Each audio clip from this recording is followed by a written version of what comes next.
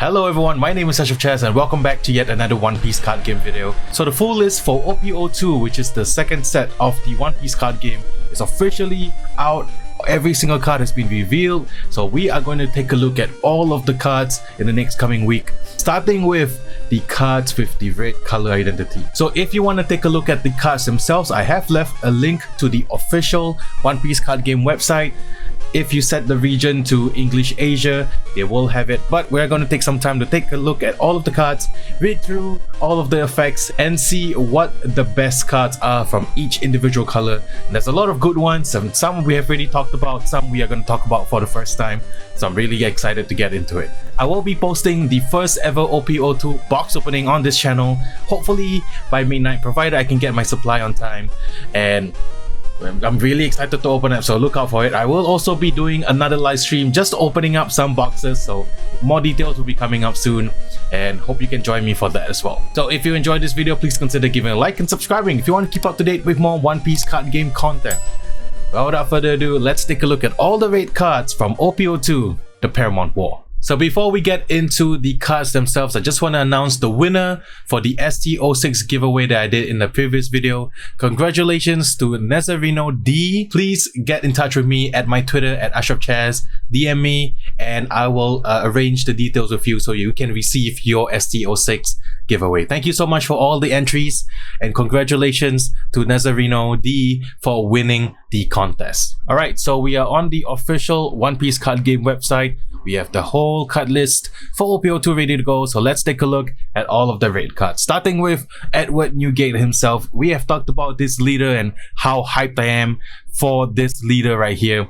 Now, I have seen some games of some Japanese YouTubers testing out the deck with Edward Newgate, as well as some games that the Moonman TCG have tested out with Edward Newgate, and this deck is going to be one of the main forefront decks for OP-02 for sure. I'm sure a lot of people want to play Whitebeard at the start of this set. I mean, of course, it's Whitebeard, right? And the great thing about this leader is that 6,000 power means it's very difficult for your opponents to attack into at the start of the game. But the drawback, which is at the end of the turn, add one card from the top of your life to your hand, it essentially turns into, like, at the end of your turn, draw a card. I mean, like, who needs life when you're swinging in with Whitebeard? Of course, there are a lot of cards that have been revealed for red that kind of help with Whitebeard's effect. So we'll take a look at those later on, but I mean, I've talked my piece about Whitebeard. This is the leader that I'm most excited to play for sure. Out of all of the leaders, I'm excited to make my Whitebeard deck. And if you guys have not seen the alternate art for it, here it is. Goofy as hell, I know, but I love it so much, so can't wait to hopefully get a chance to open it. So secondly, it's Monkey D. Garb. This is also another leader that I think is going to be, you know, quite strong. People have to kind of figure out the cards that go into his deck for sure. If you want to see me talk about these leaders in depth, I do have another video talking about all of the OP-02 leaders, okay, you can check it out. But for this video, we're just going to have a kind of brief talk. You know, once during your turn, when you attach a Dawn to one of your leaders or character, give one of your opponent's characters with a cost of 7 or less, -1 cost during this turn. This card is definitely going to be seeing play. I mean, it's going to take some time to have a proper list for it, but like a multicolored leader with a decent effect would definitely see some play. I would just want to see how the deck list looks like. I'm sure people will experiment with Garb, so I'm really excited for that. But now let's move on to the main cards from the set in red. First of all, we have Atmos, 4 cost, 6,000 power with a slasher attribute with counter 1,000. Part of the Whitebeard Pirates. This is your 4 cost, 6,000 vanilla. Nothing, you know, to write home about, but let's move on. Next up, we have Edward Newgate himself, Whitebeard, 9 cost, 10,000 power, the special attribute. Part of the 4 Emperors and the Whitebeard Pirates, and this is the reason why you want to play Whitebeard as well. Because on play, up to one of your leader gains plus 2,000 power until the start of your next turn, meaning your Whitebeard becomes an 8,000 power leader. You can attack into your opponents with 8,000 power right there, as well as your opponent has to go up to 8,000 power to attack into your leader, so that's really good. Then you cannot add life cards to your hand using your own effects during this turn. So this mitigates one of the Whitebeard's activations, kind of like letting you off the hook for one turn because this guy just dropped. So it's kind of good. It's kind of like, you know, it's pacing the Whitebeard's effect a little bit, and then you have a really strong 9 cost, 10,000 character on the field ready to beat down on your opponents. He also has a secondary ability of Dawn 2, and means having 2 Dawn attached to him. When attacking, KO up to one of your opponent's characters with 3000 power or less. Definitely very useful in getting rid of those small little blockers in the late game. We'll definitely see some use in the future, so I'm really excited about Egg when you get. Definitely a fall off if you are planning to play Whitebeard. This guy is just necessary, really good card, and I really love it. Next up, we got Curly the Dan. We have 2 cost 3000 power, the Slasher attribute with counter 1000, part of the Mountain Bandit. So there's a little Mountain Bandit sub team in this set as well. So that's pretty cool. And her ability is on play. Look at the top 5 cards from the top of your deck. Reveal up to 1 red character with a cost of 1 and add it to your hand. Then place the rest at the bottom of your deck in any order. So yeah, this is a great character card that actually works really well with red green law, because you can look for a a Nami and even an Otama or some of the cards that have been revealed for the OP-02 and add it to your hand. It's a searcher, it costs 2.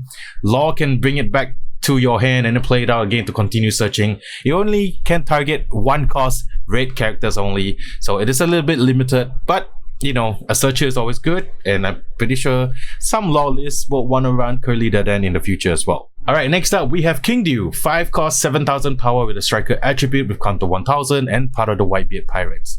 Also another big vanilla, and I think red needs this. Besides the cards from the Uta demo deck, it didn't really have a lot of high costed vanilla cards, and we've seen like Fukuro Kujo being played. We've seen even like Virgo from like the blue deck's been played, and it costs 5 with 7000 power. So don't underestimate the high powered vanillas, especially early on, like OP-01, OP-02. There might be a place for it because it's hard to get rid of, and people maybe King Dew will make its way into some of the decks moving forward as well. Next we have Thatch, and this is such an awesome card. I mean, 6 cost 8000 power with wisdom attribute with counter 1000. I mean, it's a vanilla, but it's awesome because it's full art. You can see a Blackbeard at the back just kind of staring at him, and if you know, but I'm glad Thatch got some love at least. He is also one of the central figures why Paramount War even started, right? So there you go. I'm glad they're doing the whole vanilla, like kind of having full art things without the text box. I think we have to kind of acknowledge that Bandai did that. So great on Bandai for doing that. Alright, next up is Jozu, or Diamond Jozu, and this is kind of like one of my favorite cards from OP-02. 4 cost 4000 power with the striker attribute with counter 2000.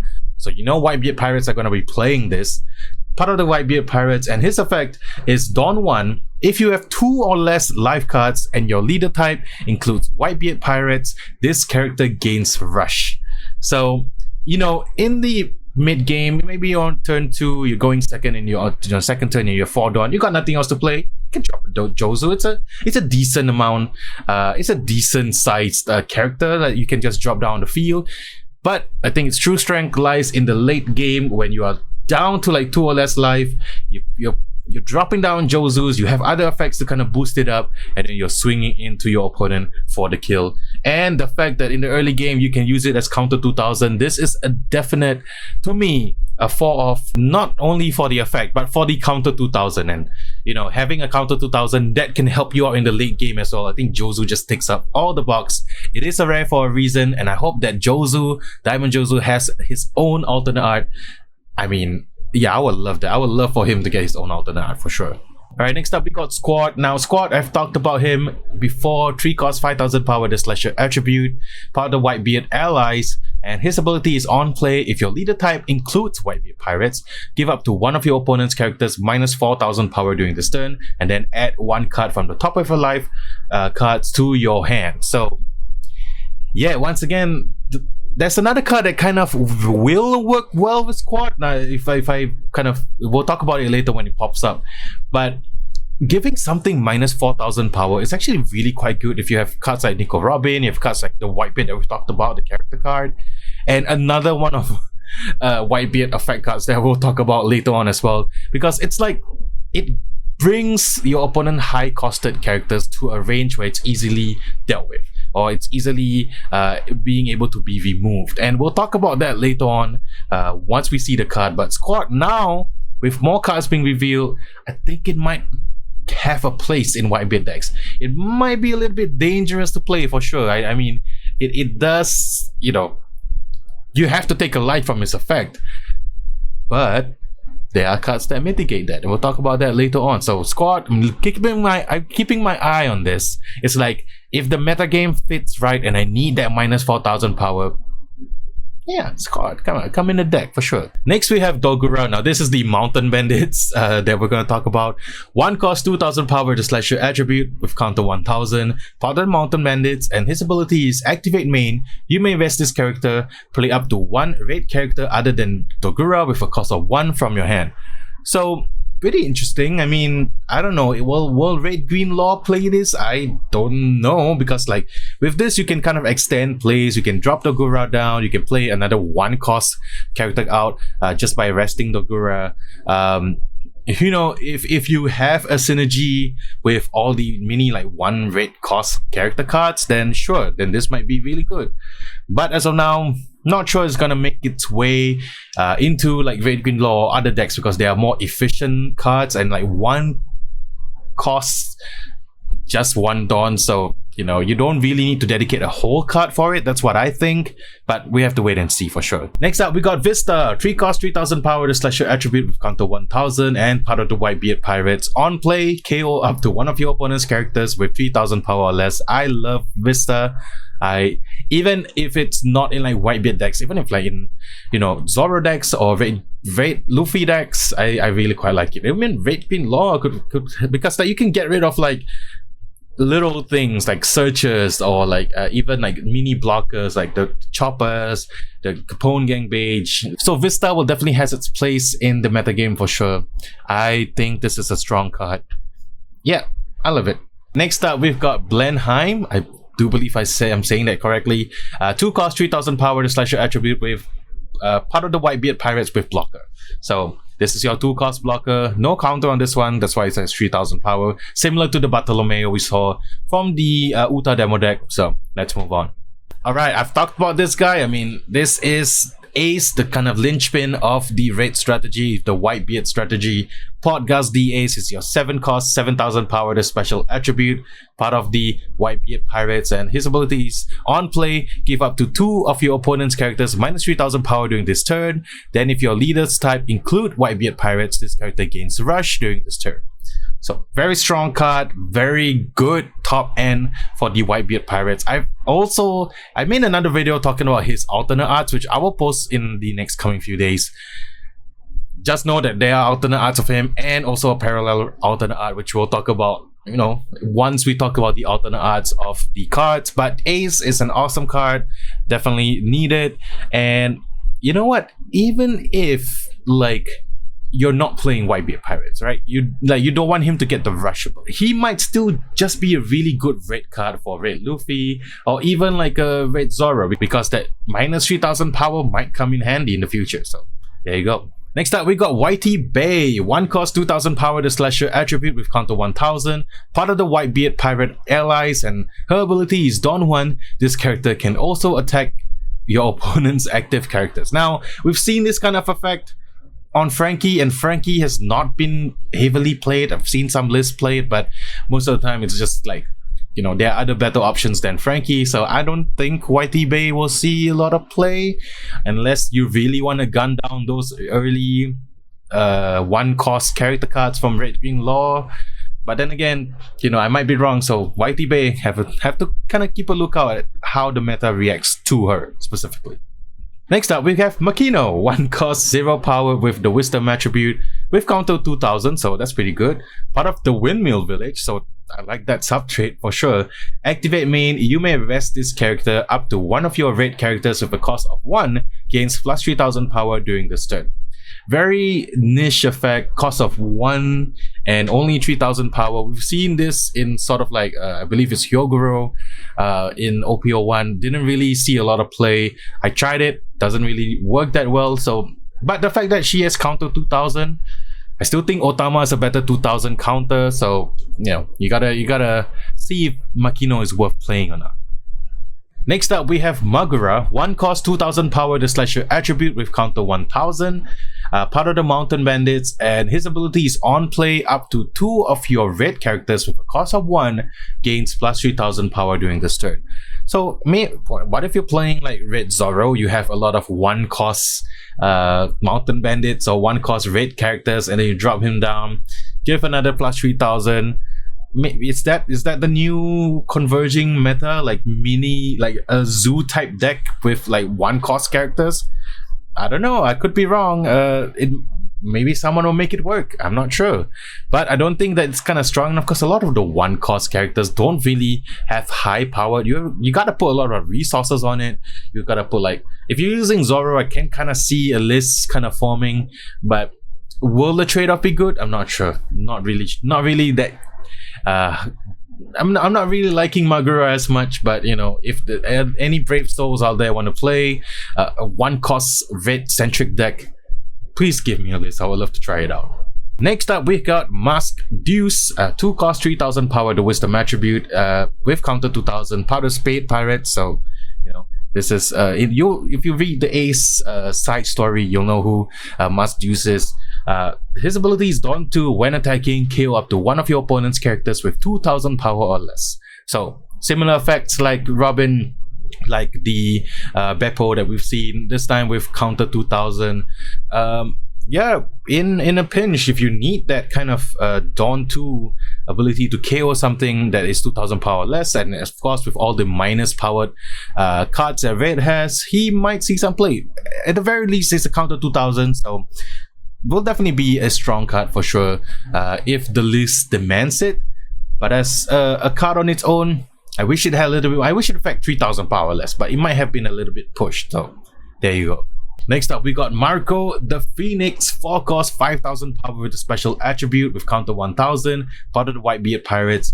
Now his ability is he has blocker, and on KO you may trash 1 card with a type including Whitebeard Pirates from your hand. If you have 2 or less life cards, play this character card from your trash if rested.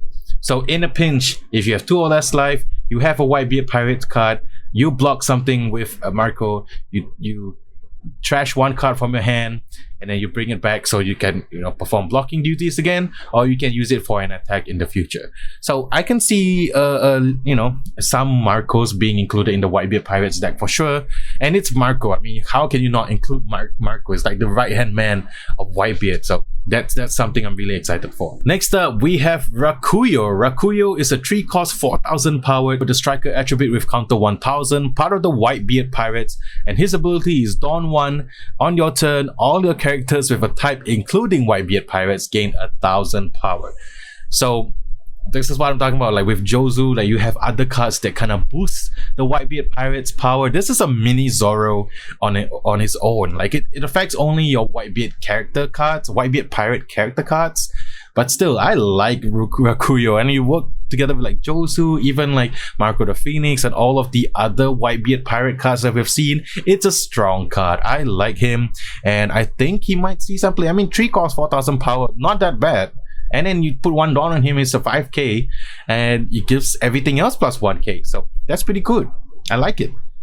Next up, we got Little Ors Jr. 7 cost 9000 power, the striker attribute with counter 1000, part of the Giant and Whitebeard Pirates ally. So as I've talked about Little Ors Jr., don't underestimate the high powered vanillas, especially like in this early set.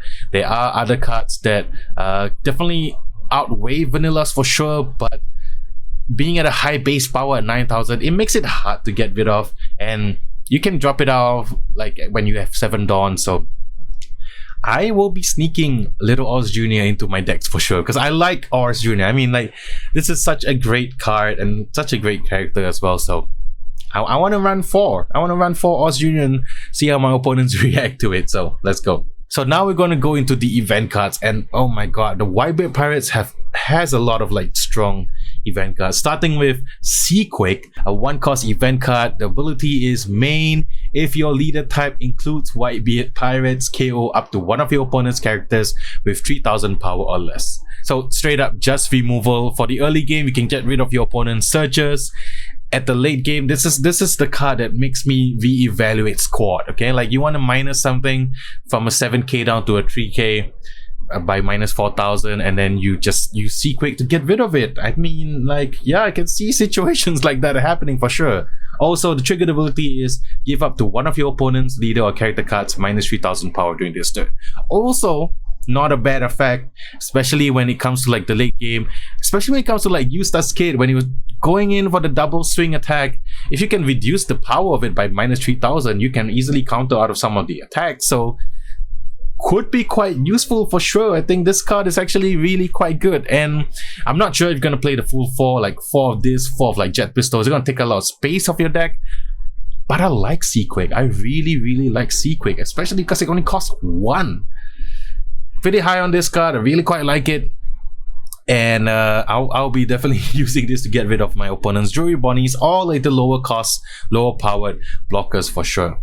Alright, next up we have Whitebeard Pirates, the 1-cost event card. This is your searcher for the Whitebeard Pirates deck. Main, look at the top 5 cards of your deck, reveal up to 1 character card with a type including Whitebeard Pirates, and add it to your hand, then place the rest at the bottom of your deck in any order.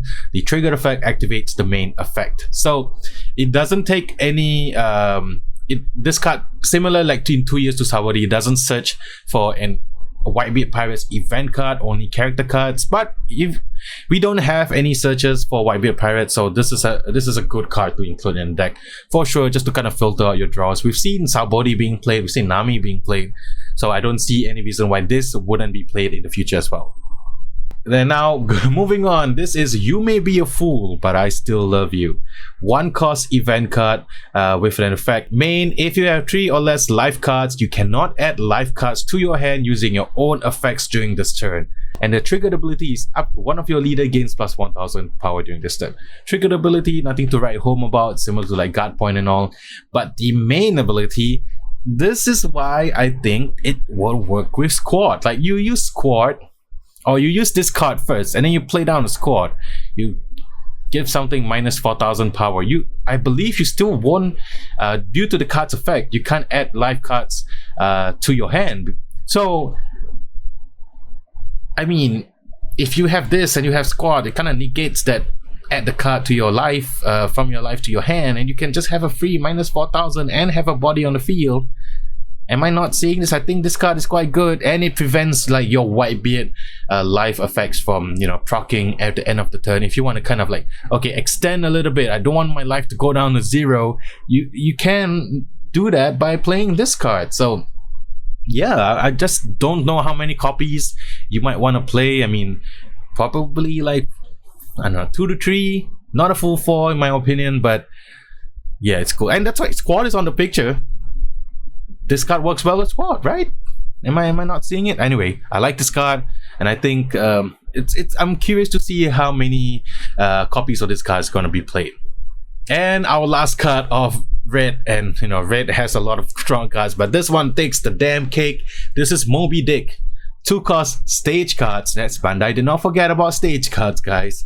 Part of the Whitebeard Pirates, and the ability of this stage card is on your turn, if you have 1 or less life cards, your Edward Newgate and all your characters with a type including Whitebeard Pirates gain plus 2,000 power.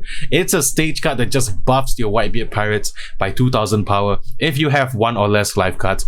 This at the late game just insanely turns your whole board into a threat, and I believe it buffs up the leader as well. Please correct me in the comment section if I'm wrong, but if it does, your Whitebeard is a strictly 8,000 power leader, and you know, it really signifies like the end of Marineford. Whitebeard's dying, but he's still like, you know, show me what you got, Marines, and just wrecking shit. This is the card that's really strongly signifies that. And the triggered ability is play this card. I mean, you get it off your life, you just play it for free.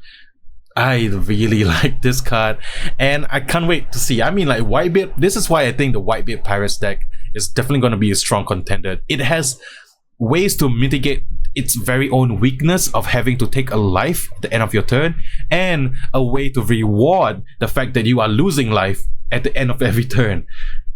Goddamn, Whitebeard Pirates deck is gonna be so sick in the future, and I can't wait, personally can't wait to try it out and bring it to my locals for sure. Alright, I have rambled on a lot enough. This is a damn long video, especially when I'm only talking about the red cards of OP-02. But let me know what you think about the Whitebeard Pirates card. Oh my god, a lot of really strong ones. I really like the stage card that we got. I really like Jozu, I like Rakuyo, and I'm gonna play Little Horse Jr. for sure in my future decks. Whether or not it's good or not, I'm just gonna put it in. Anyway, I don't want to make this video too long. That's it for me for today. I will be posting more videos on each color in the next couple of hours or next couple of days for sure. So if you enjoy it, go and check it out. If not, I'll see you guys in the next one. Peace.